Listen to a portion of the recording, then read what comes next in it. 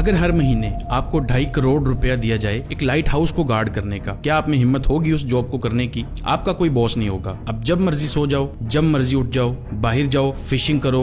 लेकिन असल जॉब आपकी सिर्फ ये है कि लाइट हाउस के टॉप पर एक लाइट है, उसको आपने बंद नहीं होने देना। और सिर्फ इसी काम के लिए आपको एनुअली 30 करोड़ रुपए यानी 1.2 मिलियन डॉलर्स दिए जाएंगे। लेकिन फिर भी इस जॉब को करने के लिए कोई तैयार क्यों नहीं है? और आप भी मना ही करेंगे जब आपको असल हकीकत का पता चलेगा। चलिए देखते हैं। तो ये है ज़्यूमॉन लाइट हाउस, जो समंदर के बीचों बीच है और साहिल से कई किलोमीटर दूर है। मतलब ये ऐसी जगह है जहां आपका बाहर की दुनिया से कोई राब्ता नहीं होगा। इससे पहले कि आप इस जॉब के लिए सीवी भेजो, पहले सारी हकीकत जान लो। अकेलापन तो महसूस होगा ही उधर, लेकिन रात को सोते हुए जब समंदर की लहरें इस लाइट हाउस से टकराती हैं तो कब्र में सोया हुआ मुर्दा तक डर जाता है। कभी कभी तो ये वेव्स लाइट हाउस से भी ऊंची होती हैं, क्योंकि इस एरिया में बहुत ही खतरनाक तूफान आते हैं और जिंदा रहने की कोई गारंटी नहीं है। ये जो पिक्चर ली गई है रेस्क्यू ऑपरेशन करते हुए, उसमें आप साफ देख सकते हैं कि लाइट हाउस का कीपर किस तरह तूफान से घिरा हुआ है। ये तूफानी लहरें पूरे तरीके से लाइट हाउस को कवर कर लेती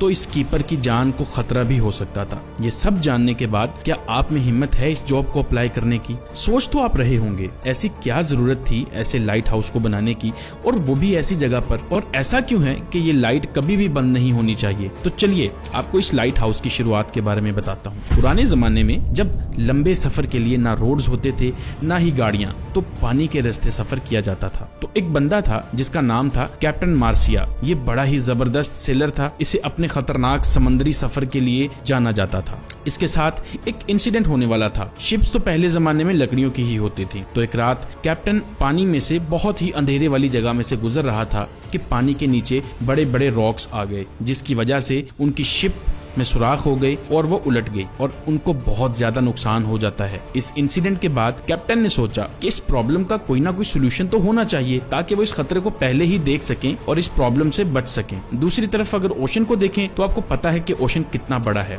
और सिर्फ पैसिफिक ओशन का नाम सुनते ही लोगों को पसीने आ जाते हैं। देखें, पूरी दुनिया में 71% पानी है, जो डिवाइडेड है 4 ओशंस में, Atlantic, Pacific, Indian and Arctic. सबसे बड़ा ओशन पैसिफिक है। ये इतना बड़ा है कि जमीन का खुश्क हिस्सा जो 165 मिलियन स्क्वायर किलोमीटर बनता है, ये अकेला ओशन 148 मिलियन स्क्वायर किलोमीटर को ही निगल सकता है। इस ओशन पर कुछ ही आइलैंड्स हैं जो बहुत ही छोटे हैं, और कुछ तो ऐसे हैं जिन पर आज तक कोई इंसान नहीं जा सका। अब अगर गलती से भी कोई इंसान पैसिफिक ओशन में गुम हो जाए तो उसको ढूंढना तकरीबन नामुमकिन है। जब पुराने जमाने में सेलर्स सफर करते थे तो उनको पता भी नहीं होता था कि अगली जमीन कितनी दूर है, इवन उसका रास्ता किधर है, उसकी नेविगेशन क्या है। नेविगेशन उस वक्त का सबसे बड़ा मसला था, क्योंकि ना तो कोई जीपीएस था और ना ही कोई ऐसा सिस्टम था जो सेलर्स को गाइड कर सके रास्ते के बारे में। जीपीएस इन्वेंट हुआ 1973 में और पब्लिक के लिए अवेलेबल था 1978 में। कभी कभी गूगल मैप्स में भी हम रास्ता देखने के बावजूद अपना रास्ता भटक जाते हैं। तो जरा सोचें ये लोग क्या करते होंगे। ये सेलर्स सनलाइट और स्टारलाइट यानी सितारों की रोशनी पर डिपेंडेंट थे, और शुरुआत में नेविगेशन टूल्स ना होने की वजह से सेलर्स को बहुत नुकसान उठाना पड़ता था। जैसे कैप्टन एलिस एक बहुत बड़ी प्रॉब्लम में फंस गए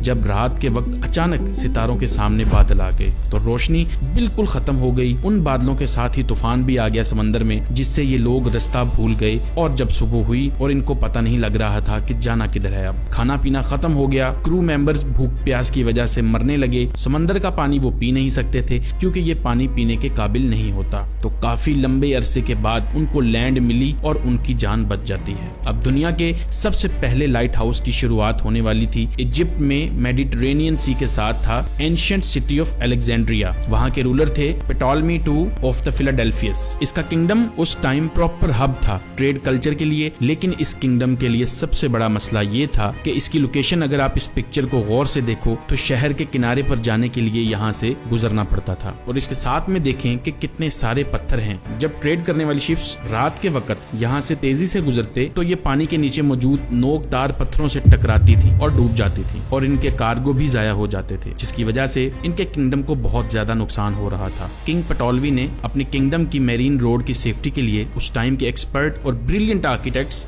सोस्ट्रेटस और सिनिटस, इन दोनों को बुलाया और उनसे इसके सोल्यूशन के लिए मदद मांगी, और दोनों ने मिलकर बहुत ही जबरदस्त प्लान बनाया और यूं दुनिया का पहला लाइट हाउस बना, जो one of the greatest greatest engineering Marvel बना एंशिएंट वर्ल्ड का, जिसका नाम था द फेरोस ऑफ अलेक्जेंड्रिया। इस लाइट हाउस में आग जलती थी जिससे मीलों तक रोशनी जाती थी और हर वक्त ऑयल और लकड़ी की सप्लाई दी जाती थी इसको। इस वजह से इस लाइट हाउस को दुनिया के 7वें एंशिएंट अजूबों में से एक माना गया था। लेकिन सिर्फ इसका साइज ही बड़ा नहीं था, इसका डिजाइन भी जीनियस था और सोस्ट्रेटस ने लाइट को और ज्यादा बढ़ाने के लिए मिरर्स और लेंसेज का इस्तेमाल किया, जिससे दूर दूर तक शिप्स आसानी से सेफली ट्रेड कर सकती थी। इस लाइट हाउस के बन जाने के बाद सेलर्स बहुत खुश होते हैं और वो सब आसानी से इस पथरीले पानी को क्रॉस कर सकते थे। इस तरह दुनिया का ये पहला लाइट हाउस सेफ्टी सिंबल बन गया सेलर्स के लिए और इसी तरह पूरी दुनिया में लाइट हाउस का कॉन्सेप्ट फैल गया। इस तरह का लाइट हाउस सिर्फ समंदर के किनारों पर बनता था, लेकिन दुनिया की ट्रेड में इजाफा हुआ। समंदर के बीचों बीच रोशनी की जरूरत के लिए भी लाइट हाउस बनाए गए, जहां से ट्रेड रूट गुजरते थे ताकि उनको सेफ रखा जा सके चट्टानों से।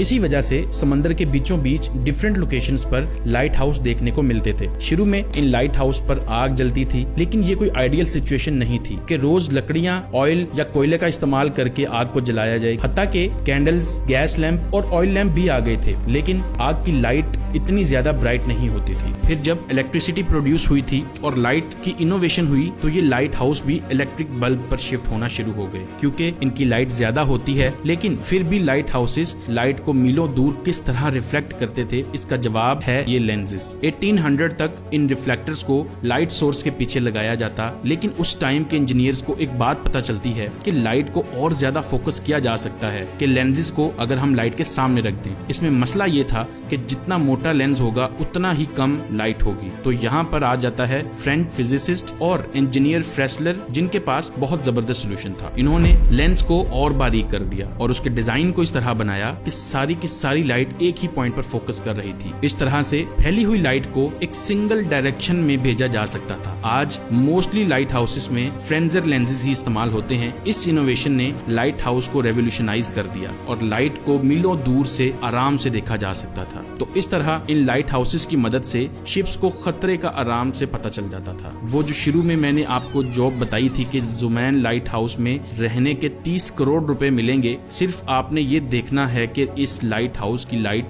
जलती रहे। अब क्या आप लोग इस जॉब को करने के लिए इंटरेस्टेड हैं? ये लाइट हाउस तो एंशिएंट जमाने में बना था और इसने पूरी दुनिया की मरीन ट्रेड की सेफ्टी को रेवोल्यूशनाइज कर दिया और ये एंशिएंट राजा की तरफ से बहुत अच्छा काम था। उम्मीद है आप लोगों को वीडियो पसंद आएगी। अगर इस तरह की मजीद वीडियोस देखना चाहते हैं, हमारे चैनल को सब्सक्राइब कर लीजिए। मिलते हैं अगली वीडियो में। अल्लाह हाफिज।